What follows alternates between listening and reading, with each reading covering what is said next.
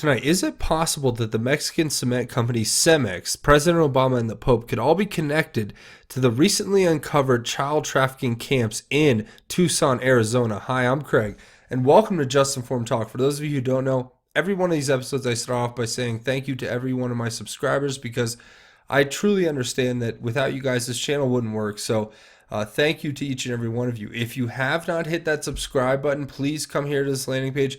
Click the big red subscribe button. Make sure you hit the bell for notifications. That way, as soon as these videos get posted, you'll be notified because as soon as the information is made available to me, I make it available to you. Now, jumping into the latest Q post, we know exactly what Q has posted here.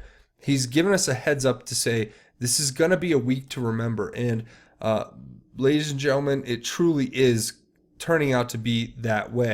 But before we get started on the story about Cemex and the connection to President Obama and the Pope, we're going to first talk about the latest tweets from Trump and how they correlate to breaking news stories with Paul Manafort and other things where he is being implicated in this crazy conspiracy that's being construed against the president. But here you see President Trump says, the fake news media is desperate to distract from the economy and record-setting economic numbers, and so they keep talking about the phony Russian witch hunt.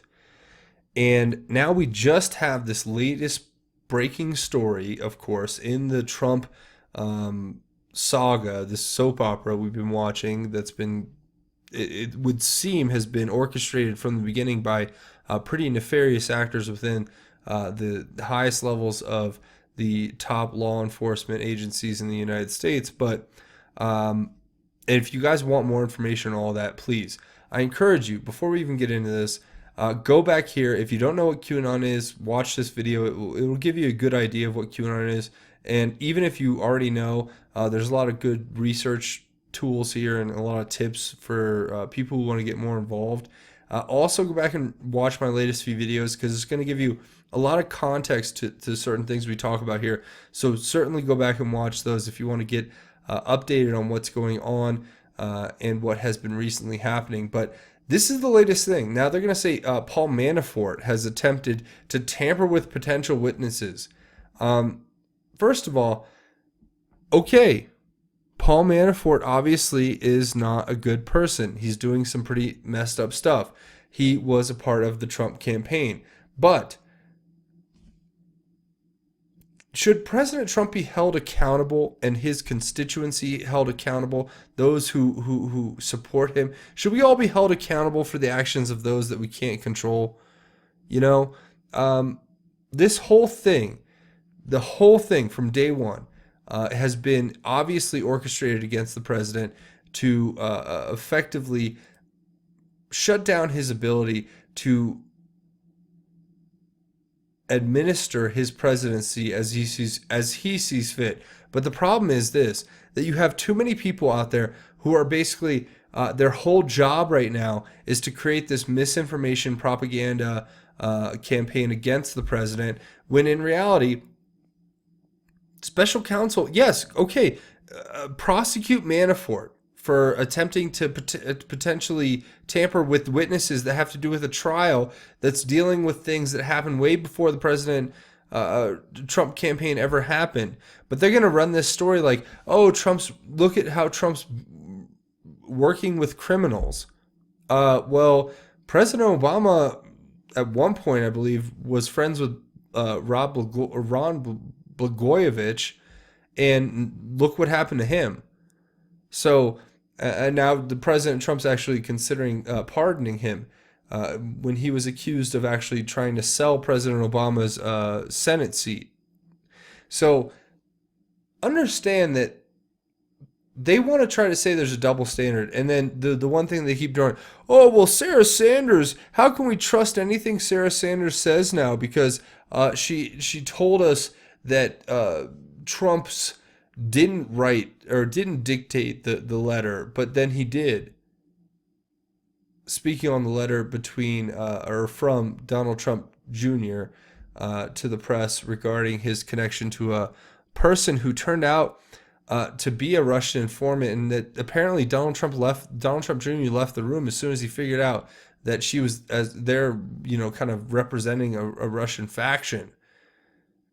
And if that's the truth, then that's the truth.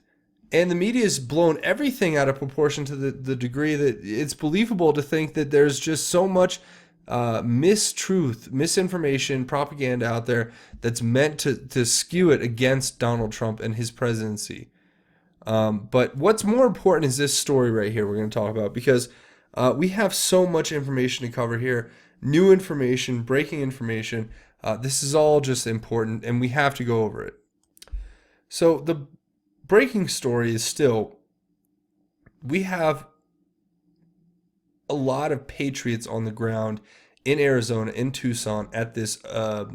It was basically a dysfunctional, abandoned kind of strip mine in Tucson, Arizona, that was sitting on the border, and or sitting on I-19 right off the road here, excuse me, and it was discovered by Vets on Patrol, which is working with Vets for Child Rescue with Craig Sawyer and other veterans who are out there actually tracking coyotes, tracking human traffickers, and they actually narrowed them down to this spot here in Arizona where they discovered some really sick and twisted stuff. If you guys want to see what they discovered, I'm not going to really cover it again here, but suffice it to say, you can come here and come here to @Justin_formed.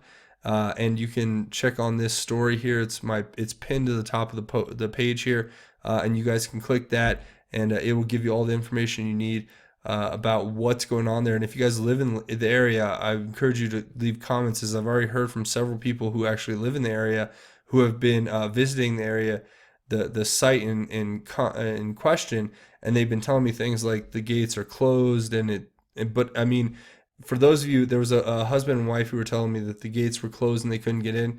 I think the gates were closed because they're trying to keep the police out, because, like I said before, the way that they're federally legally able to stay on that land is as long as they're fixing it and making improvements and improving the property value by basically taking the statutory law and saying, because this is a defunct property that doesn't meet the guidelines and standards of federal regulations, they are stepping in as a third party to fix those and to make the property better.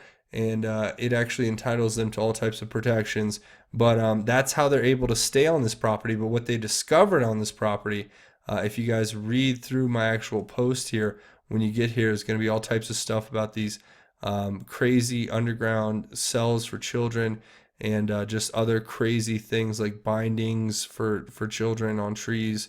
And what's important about this is that the Anons have really started digging, and this could be one of the big booms Q's talking about, because we have all these mysterious deaths in Arizona right now, and the one that's the most prominent of those is this death of a psychiatrist who was involved in the JonBenet Ramsey case.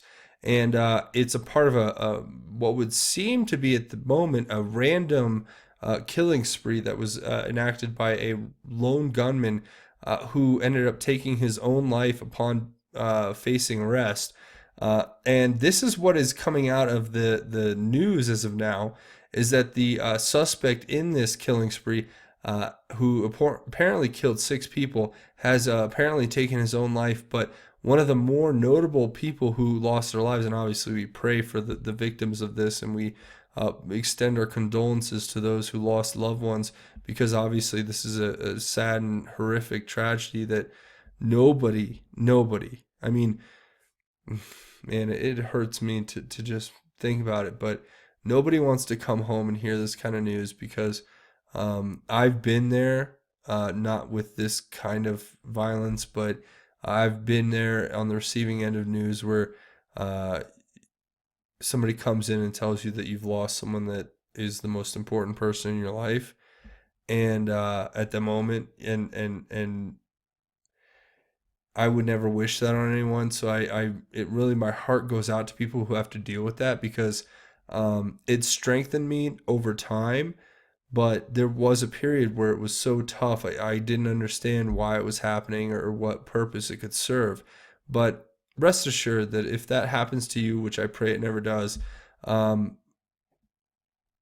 there is something to be taken from it that's positive, that God has this amazing power to give you. So look to Him. But this is an incredible story. It's sick. It's disgusting. A man just seemingly took all these people's lives for no real reason given yet. But one of the people that was taken in this was a psychiatrist in the JonBenet Ramsey case, and he was gunned down in Arizona. Now, what's important about this is that this all took place within a certain time frame and after the exposing of this child trafficking camp. Now, a lot of people have been contesting on social media and other places that this is a cleanup job. People are literally cleaning up the loose ends, if you will. And I pray that the FBI, Homeland Security, Department of Justice, all these great agencies that we depend on and we love, who have been, obviously we talk about the FBI and DOJ in a negative light a lot, but we don't neglect to understand or to highlight how many things they contribute positively compared to what we've established as being a negative impact.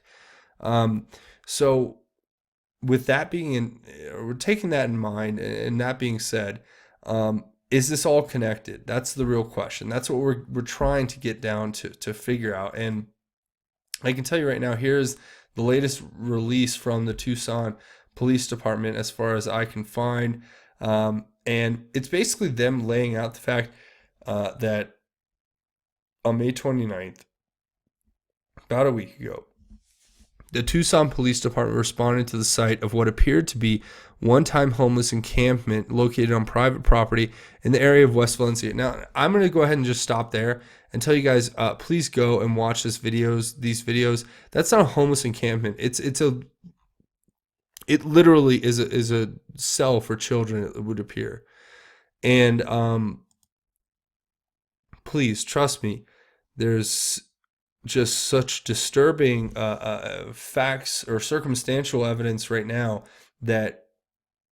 and there's other evidence that's being basically brought to the FBI because they won't come out and look at it, or they can't come out and look at it depending on how the actual truth of the matter is behind the scenes.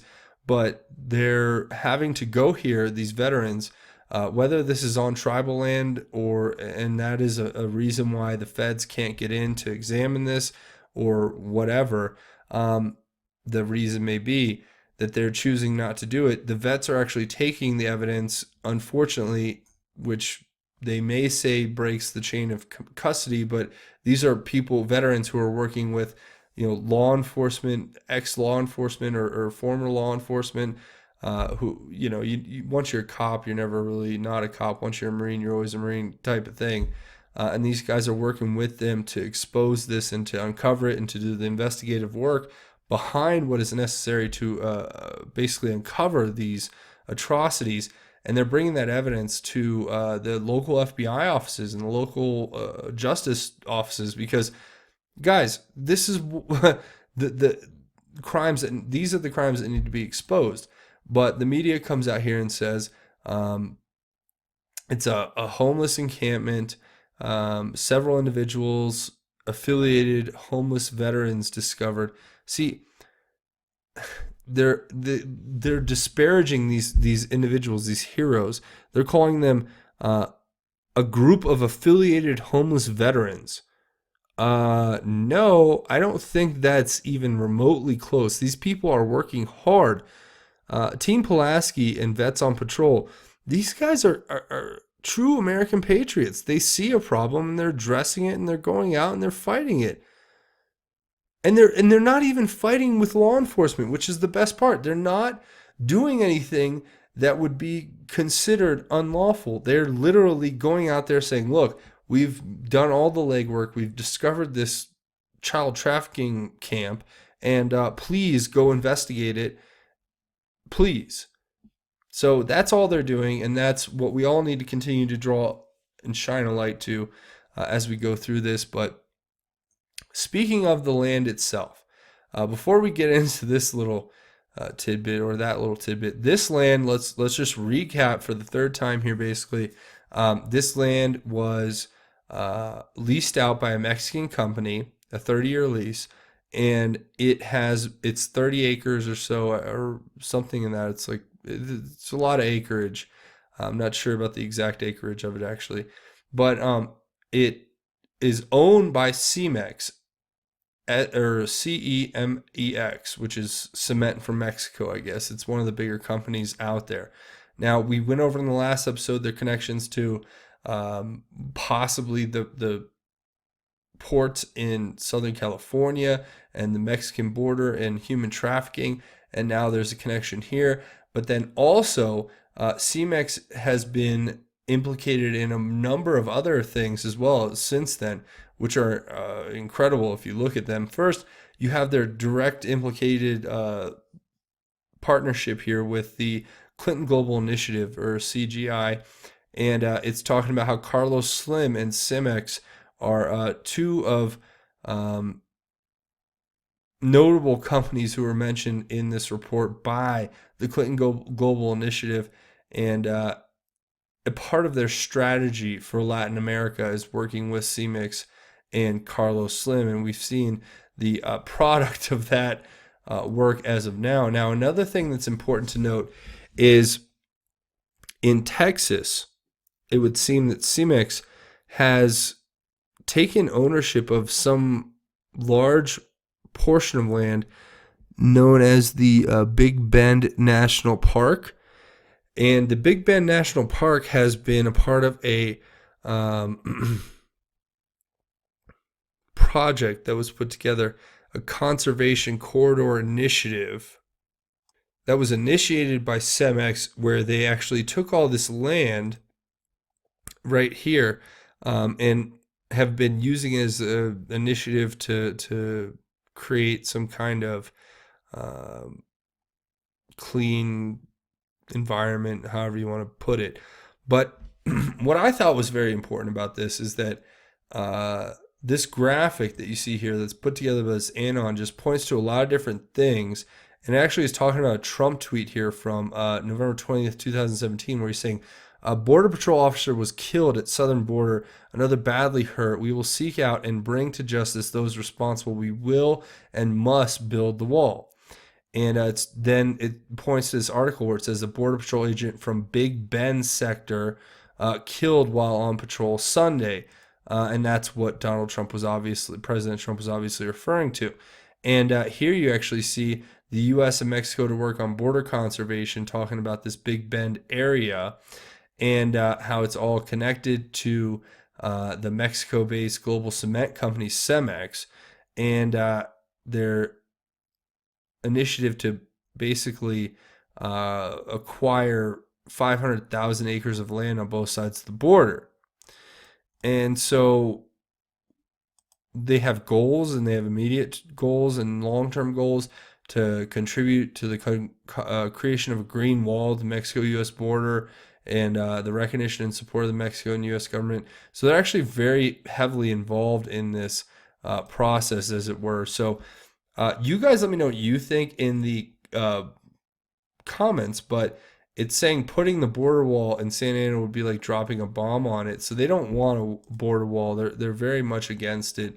And this is all pointing to the fact that they're trying to keep that border open so that they can smuggle whatever they want across it, because there's obviously a soft spot in the border that we need to address as soon as we can. And, you know, it's not a far stretch from Texas to Arizona. You go right there through New Mexico, and you're there in two or 3 hours.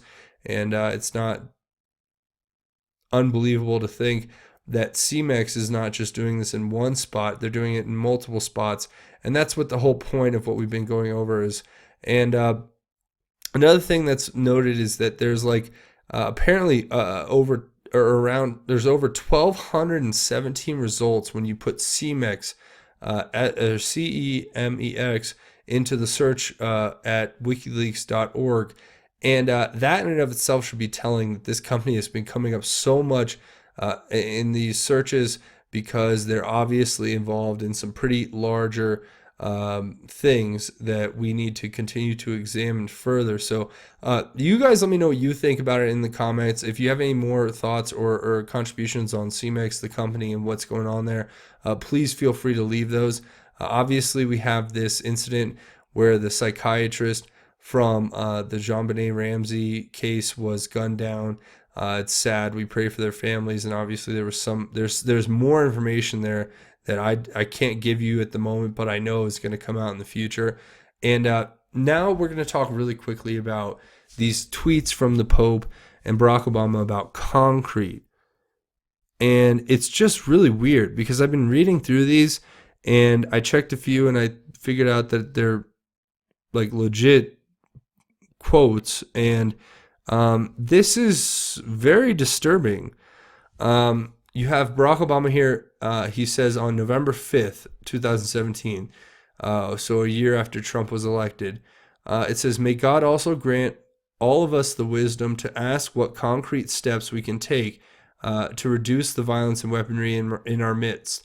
And then the Pope responds the next day, maybe not to his particular quote to tweet, but he says, "War always causes serious damage to the environment. We must not mistreat our common home, but take care of it for future generations."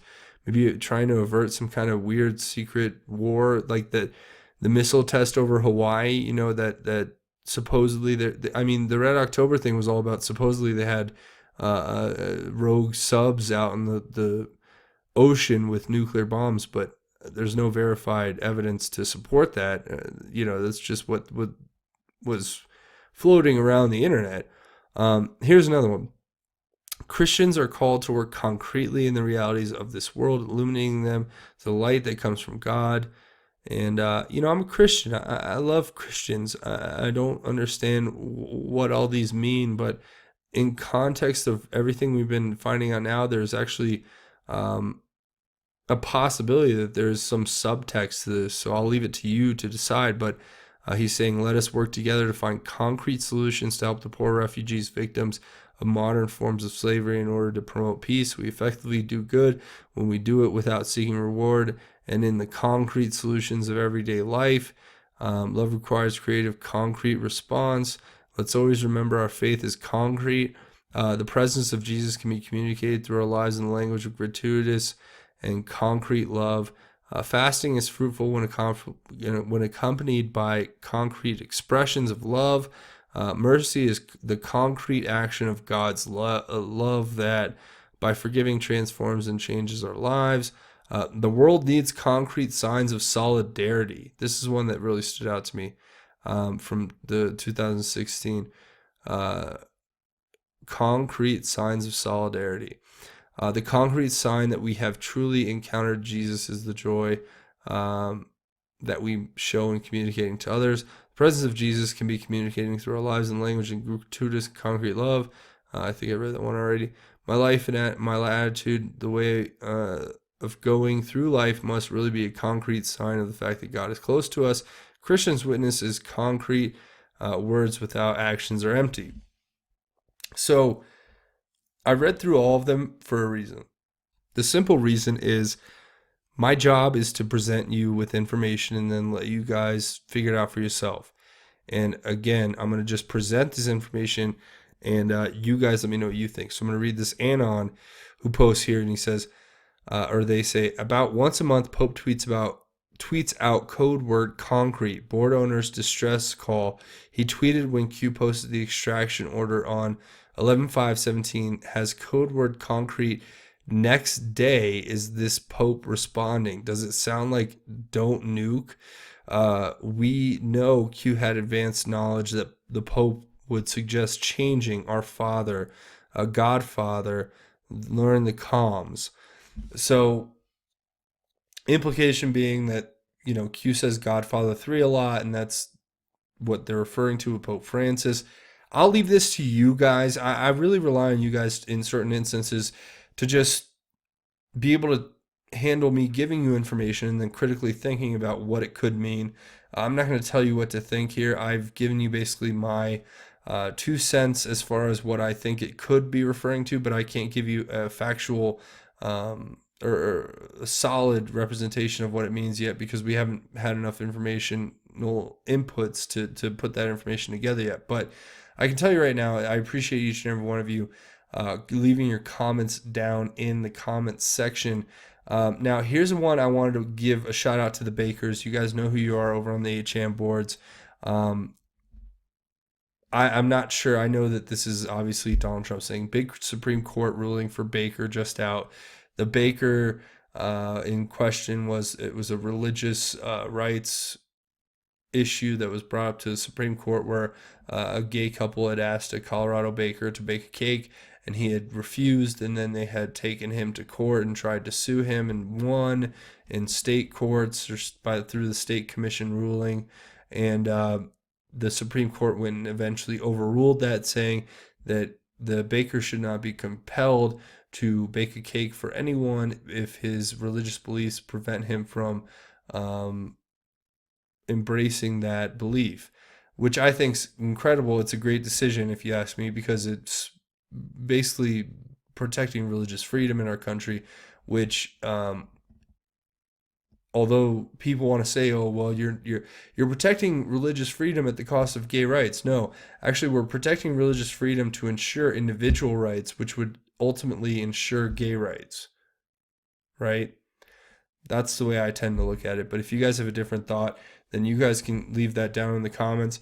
But I wanted to point out the Baker comment here, because I know that the people on 8chan who work so hard, these nameless individuals who go and make these posts happen, they create the threads, they create the boards, they do the hard work every day, monitoring the boards, or not, I don't want to say censoring because that's the incorrect word, obviously, but they are keeping the boards clean so that there's no way that they can be taken down, because trust me, people are trying to undermine the integrity of those boards every day, and it takes a certain kind of individual to actually keep those boards going. So to all the bakers out there, I thought this might be a little shout out to you guys, a little wink and a nod to say that the Supreme Court will rule for you in the future, as long as we stick and stay true to what we're doing here together. So with that being said, I want to just go ahead and let you guys know that that's going to be it for this episode. One thing I'm going to say before I go is, if you're looking for a way to contribute to the channel, the best way to do it is to come here to this landing page and click the big red subscribe button if you have not already, and make sure you hit the bell for notifications. That way you'll be notified. I've been in extensive talks with YouTube lately, and my talks have basically focused on a few things. It's just basically been about certain things that have been brought to my attention by my viewers. And the first thing is, if you are having trouble with your notifications button, I would encourage you to click it and then to check your settings with your notifications and make sure that they're set to notify you when every video posts, because the automatic setting for your notifications button is going to be for just intermittent notifications, which means like every few videos you'll get notified that I made a new video. If you want to get notified of every new video, go to that bell, click that, and you can actually change that in the settings in your own YouTube account.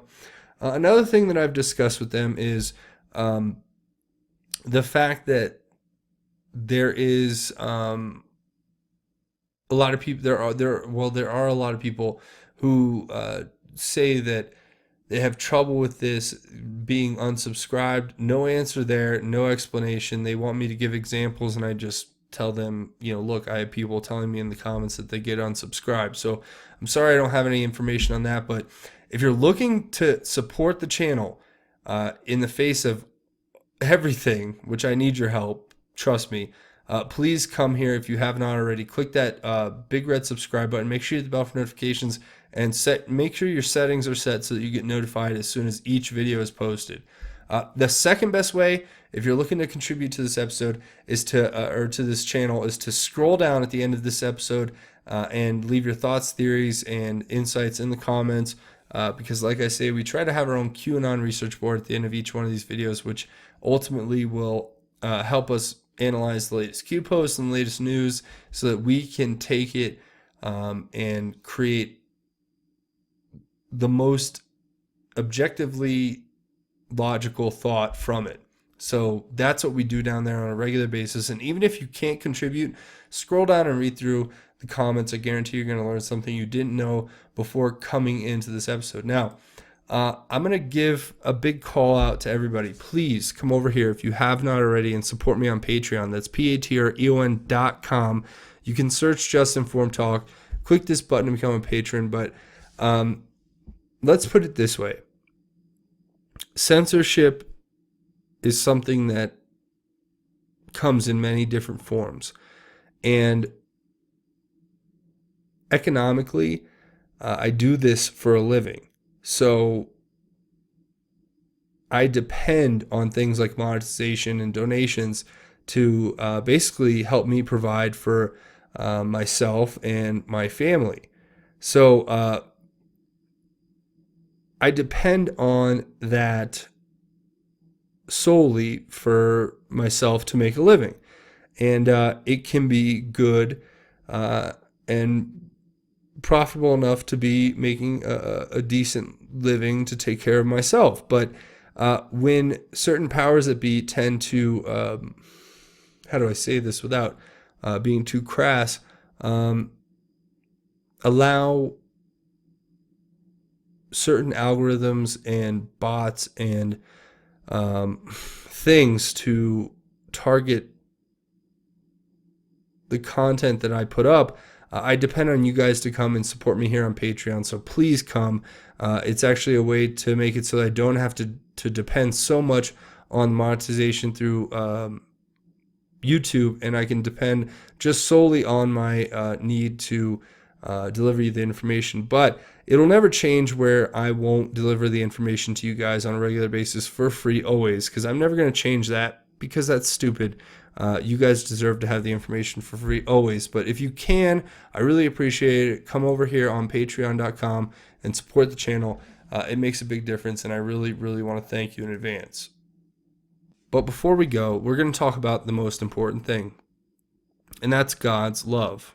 And obviously, some people who are familiar with this channel will know exactly what I'm talking about, but some who aren't will think, what does God's love have to do with any of this? Well, it has everything to do with everything that we cover here on a regular basis. And I say that in the sense that we depend on God for everything that we have. And those of you out there who may not have that strong relationship with God, I encourage you to re-examine where your faith was and where it has come to now. A lot of people I talk to are very proud of the fact that they grew up a very religious person, and then as they got older, they drift away further and further away from the principles and the morality and the ethics and the discipline and integrity that religion can bring to your life. And I speak my mind to those because to those of you who are in that position, because I want you all to work on developing a clear conscience. And if you're trying to develop that clear conscience because you need direction or you need help or you need just even a nudge in the right direction, I'm here to kind of help you with that. And I want you to listen to this verse really quickly from 2 Corinthians verse 12 and forward, talking about how having a clear conscience makes everything different. And it says, for our boast is this, the testimony of our conscience, that we have conducted ourselves in the world, and especially towards you, with God-given sincerity and purity, not by fleshly wisdom, but by God's grace. Now we are writing you nothing other than what you can read and also understand. I hope you will understand completely, as you have partially understood us, that we are your reason for pride, as you are ours, in the day of our Lord Jesus. So remember, having a clear conscience is not just about um, believing that you're right about something. Having a clear conscience is understanding that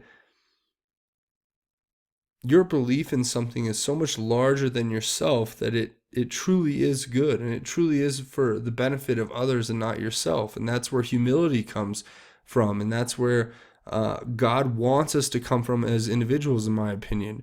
So if you guys really, really want to clear your conscience and become more faithful in God and more faithful in your practice of how you worship God, I encourage you all to take that first step and just open your heart, say a prayer, reach out to God, and figure out a way to just reopen the lines of communication that'll make your life so much better, that'll broaden your horizons to the depths and ends that you could never imagine, and to give you the opportunity to just become closer to God and become closer to His love and become closer to His favor and grace and glory, because that's what we're all intended to eventually come to. So I really believe that for each and every one of you, and I want to thank each and every one of you for watching. Again, if you don't take anything else away from this episode, just remember that God absolutely loves you and that He is there for you in your heart always. If you haven't, and that's going to be it for this episode. If you haven't hit that subscribe button, please come hit that subscribe button. But that's going to be it for me. I want to say thank you for watching. This has been Just Informed Talk. My name is Craig. Godspeed, and God bless each and every one of you, Patriots.